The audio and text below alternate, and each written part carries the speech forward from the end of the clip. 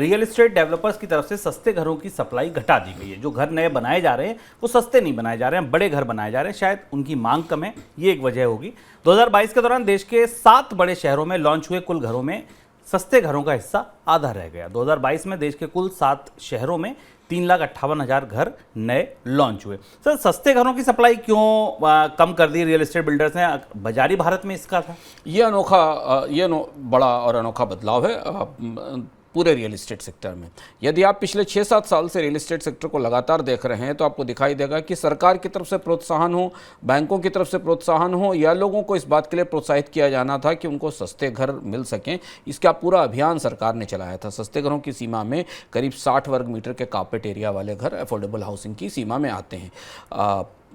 जब और price band इनका 40 से 45 लाख रुपए के आसपास होता है अफोर्डेबल हाउसिंग का। हो यह रहा है कि जिन्हें मकानों की सबसे ज़्यादा ज़रूरत है, बिल्डरों ने उनके लिए मकान बनाना बंद कर दिया। शुभम ने आपको बताया करीब 20% की गिरावट आई है। 3.58 लाख यूनिट लॉन्च हुई हैं जो 2022 में जो 40% कम है 2018 की तुलना में। इसकी सबसे बड़ी वजह है दो। एक, सस्ते घरों को सस्ता रखना मुश्किल हो रहा है क्योंकि कच्चे माल की लागत बुरी तरह बढ़ी हुई है और बिल्डर्स के लिए उन्हें सस्ता बना पाना मुश्किल है। लगातार सीमेंट और स्टील और जो भी सामान घर को बनाने में लगता है वो महंगा हो रहा है।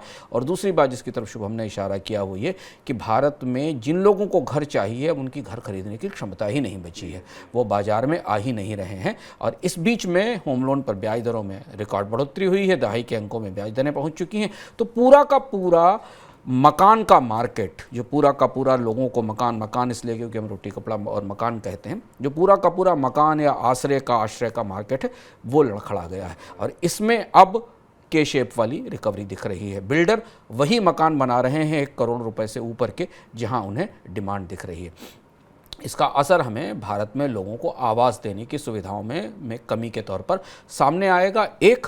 और इसका दूसरा असर हमें अगले 6-7 महीनों में, क्योंकि मकानों को बनने में लंबा समय लगता है, अगले 5-6 महीनों में किराए के बाजार में किराए में बढ़ोतरी के तौर पर भी नज़र आएगा। क्योंकि अब शहरी इलाकों में जब मकानों की बिक्री नहीं होगी सस्ते मकानों की, तो रेंट के मार्केट में किराए बढ़ेंगे और किराए मकानों के पहले से ही बढ़ना शुरू हो चुके हैं।